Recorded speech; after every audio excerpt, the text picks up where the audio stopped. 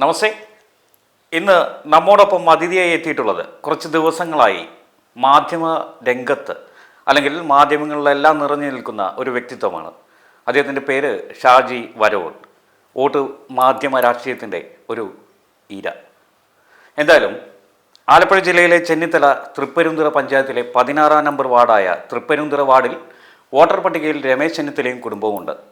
ആലപ്പുഴ ജില്ലയിലെ Harippad municipality ward number 29 Danappadi വാർഡിലെ voter പട്ടികയിലും ഈ പറയുന്ന രമേശ് ചെന്നിത്തലയും കുടുംബവുമുണ്ട്. കെ മുരളീധരൻ വട്ടിയൂർക്കാവിൽ മത്സരിക്കുമ്പോൾ അദ്ദേഹത്തിനും കുടുംബത്തിനും അവിടെയായിരുന്നു വോട്ട്.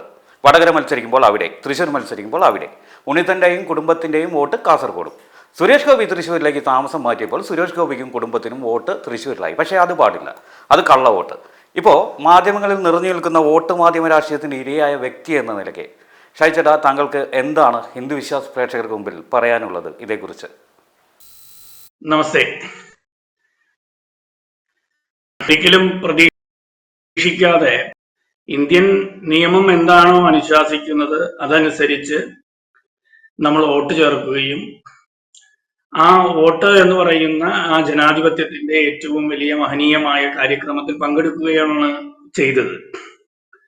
അപ്പോൾ ഈ സ്വതന്ത്ര ഭാരതത്തിൽ ഇക്കാലം അത്രയും ഇവിടത്തെ LDFകാരും UDFകാരും എപ്രകാരമാണ് ഇലക്ഷനിൽ തന്റെ വിജയത്തിന് വേണ്ടിയിട്ട് വോട്ട് ചേർക്കുന്നത്, അതേ രീതി തന്നെയാണ് ഇത്തവണ തൃശ്ശൂരിലും BJP അവലംബിച്ചത്.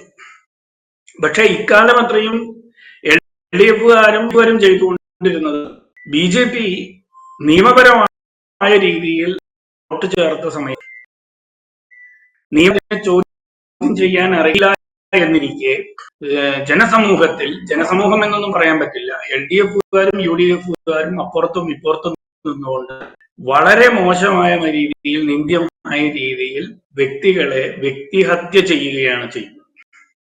ഇതിൽ ഏറ്റവും വലിയ കഷ്ടം എന്ന് പറയുന്നത് ഇവിടുത്തെ മാധ്യമ പ്രവർത്തകർ ഇതിന്റെ ഒരു ഭാഗമായി മാറുന്നു എന്നതാണ്.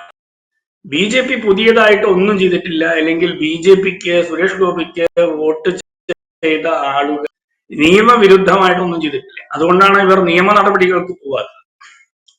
ഇനി 2 സ്ഥലത്ത് വോട്ടുള്ള വ്യക്തിക്ക് എതിരെ കേസെടുക്കാമെങ്കിൽ എന്റെ വ്യക്തിപരമായ അഭിപ്രായം, അങ്ങനെ കേസെടുക്കാൻ നിയമമുണ്ടെങ്കിൽ അങ്ങനെ കേസ് അത്തരത്തിൽ 2 തരത്തിലുള്ള വോട്ടുള്ള ആളുകളെ അറസ്റ്റ് ചെയ്യുകയും മാതൃകാപരമായി ശിക്ഷിക്കുകയും വേണമെന്നുള്ളതാണ്.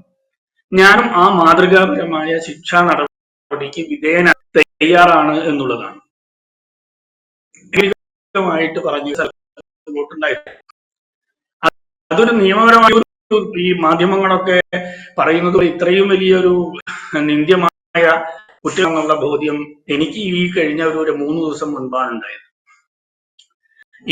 ഇപ്പോൾ നിങ്ങൾ പറഞ്ഞതുപോലെ തന്നെ നോക്കുന്ന സമയത്ത് പ്രഗത്ഭർക്ക് എല്ലാം തന്നെ അവരുടെ കുടുംബങ്ങൾക്കും ഒക്കെ തന്നെ ഇന്ത്യ ഒട്ടുക്കും പരിശോധിച്ചു നോക്കിക്കഴിഞ്ഞാൽ കോൺഗ്രസിന്റെയും CPMന്റെയും BJPയുടെയും ഒരുപാട് നേതാക്കള്, അല്ലെങ്കിൽ MLAമാരും MP മാരും മന്ത്രിമാരും അതുപോലെ തന്നെ കൗൺസിലർമാരും ഒക്കെ ആയിരുന്ന നേതാക്കന്മാരൊക്കെ തന്നെ ജയിലിൽ പോകേണ്ടി വരും ഈ 2 സ്ഥലത്ത് വോട്ടുണ്ട് എന്നുള്ളതിന്. അങ്ങനെ ഉണ്ടെങ്കിൽ ഒരു ശുദ്ധീകരണം നടക്കട്ടെ എന്നുള്ളത് തന്നെയാണ്. എന്തായാലും വളരെ നല്ലതാണ് ഈ വിവാദം എന്നാണ് വ്യക്തിപരമായിട്ട് എന്റെ അഭിപ്രായം. കാലങ്ങളായി CPMകാരും കോൺഗ്രസ്സുകാരും ചെയ്തുകൊണ്ടിരിക്കുന്ന മറ്റു സ്ഥലത്തുള്ള ആളുകളെ വോട്ട് അവനവന്റെ വിജയത്തിന് വേണ്ടി ചെയ്യിക്കുക എന്നുള്ള പരിപാടി BJPക്ക് ചെയ്യാൻ പാടില്ല എന്നുള്ളതാണ് ഇവരുടെ ഈ വാദമുഖത്തിലൂടെ എനിക്ക് മനസ്സിലാക്കാൻ കഴിഞ്ഞത്. എന്തായാലും ഇന്ത്യ ഒട്ടും ഇലക്ഷൻ കമ്മീഷണർ ബീഹാറിൽ നിന്ന് തുടങ്ങിയിട്ടുണ്ട്, പശ്ചിമ ബംഗാളിലേക്ക് പ്രവേശിക്കാൻ പോവുകയാണ്. എന്റെ വ്യക്തിപരമായ അഭിപ്രായത്തിൽ ഒരു ശുദ്ധീകരണം കേരളത്തിലും നടക്കണം, പ്രത്യേകിച്ച് കണ്ണൂരിലും നടക്കണം, നടക്കട്ടെ. അങ്ങനെ ഇന്ത്യ ഒട്ടുക്കും തെരഞ്ഞെടുപ്പുമായി ബന്ധപ്പെട്ടുകൊണ്ടുള്ള ഈ വോട്ടർ പട്ടികയിലെ ശുദ്ധീകരണ പ്രക്രിയക്ക് ഇത് ഒരു നല്ലതാണ്. BJPക്ക് എതിരായതുകൊണ്ടും സുരേഷ് ഗോപിക്ക് എതിരായതുകൊണ്ടും ഇവര് ഒറ്റ ചങ്ങാതിമാരായിട്ട് വന്നിട്ടുണ്ടല്ലോ. അത് ഇലക്ഷൻ കമ്മീഷണർ ഒരു അവസരമാക്കി എടുത്തുകൊണ്ട് അതിശക്തമായ രീതിയിൽ ഒരു ശുദ്ധീകരണ പ്രക്രിയക്ക് ഇന്ത്യ ഒട്ടുക്കും ഇറങ്ങണമെന്നും ഈ 2 വോട്ട് ക്രിമിനൽ കുറ്റമായിട്ട് പ്രഖ്യാപിക്കണമെന്നുമാണ് എന്റെ വ്യക്തിപരമായിട്ട് അഭിപ്രായം. ഇനിയെങ്കിലും ഒരു നിയമ നിർമ്മാണം നടക്കണം.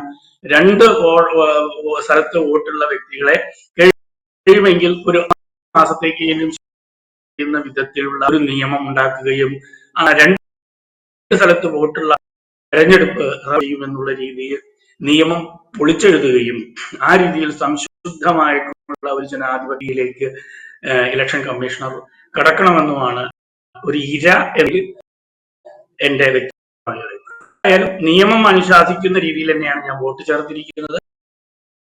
ആ രീതി വോട്ട് തെരഞ്ഞെടുപ്പ് പ്രക്രിയയിൽ നിൽക്കുന്നത്. പുതിയ നിയമം വരികയാണ്. ഒരു 6 വർഷത്തിന്റെ ഉള്ളിൽ ഒരു സ്ഥലത്ത് താമസിക്കുന്ന വ്യക്തിക്ക് മാത്രമേ വോട്ട് ചെയ്യാൻ അവകാശം എന്നൊരു നിയമം ഉണ്ടാകട്ടെ എന്ന് തന്നെയാണ് എന്റെയും പ്രാർത്ഥന. അങ്ങനെ വന്നു കഴിഞ്ഞാൽ 6 വർഷം ഒരു സ്ഥലത്ത് താമസിക്കുന്ന വ്യക്തി മാത്രമേ വോട്ട് ചെയ്യൂ. അങ്ങനെയാണെങ്കിൽ ആ കാലയളവിൽ ജീവിക്കുന്ന വ്യക്തി എന്ന നിലയ്ക്ക് അങ്ങനെ തന്നെ ഞാനും വോട്ട് രേഖപ്പെടുത്തുകയുള്ളൂ. അല്ല 6 മാസം താമസിച്ച വ്യക്തിക്ക് ഒരു റെസിഡൻഷ്യൽ സ്റ്റാറ്റസ് കിട്ടുമെങ്കിൽ ഞാൻ ഇനിയും വോട്ട് ചെയ്യും. ആ നിയമം ഞാൻ ഉപയോഗപ്പെടുത്തുക തന്നെ ചെയ്യും. അത് ഏത് LDF ശ്രമിച്ചാലും ഏത് UDF പഠിച്ചാലും ഇന്ത്യൻ നിയമമാണ് ഞാൻ ഫോളോ ചെയ്യുന്നത്, ഇറ്റലിയിലെ നിയമമല്ല. ഇതാണ് എനിക്ക് ഈ വിഷയത്തിൽ അഭിപ്രായം പറയാനുള്ളത്. അതെ, തീർച്ചയായും ഒരു വർഷത്തിന് ശേഷമുള്ള ഈ ദുരാരോപണത്തിന്റെ ഉദ്ദേശം വ്യക്തമാണ്. ഇലക്ഷൻ കമ്മീഷന്റെ വിശ്വാസ്യത തകർക്കുക. അത്യന്തം സങ്കീർണമായ ഒരു പ്രവർത്തനത്തിൽ സ്വാഭാവികമായും സംഭവിക്കാറുള്ള മാനുഷികമായ ചില തെറ്റുകൾ മാത്രം പർവ്വതീകരിച്ചുകൊണ്ട് ഭാരതത്തിലെ തിരഞ്ഞെടുപ്പ് സംവിധാനം അട്ടിമറിക്കപ്പെട്ടു എന്ന സംശയത്തിന്റെ വിത്തുകൾ സാധാരണക്കാരിൽ വിതയ്ക്കുക. അവരെ തിരഞ്ഞെടുപ്പ് പ്രക്രിയയിൽ നിന്നും അകറ്റുക. ജനങ്ങളെ തെറ്റിദ്ധരിപ്പിച്ച് തെരുവിലിറക്കി അരാജകത്വം സൃഷ്ടിക്കുക.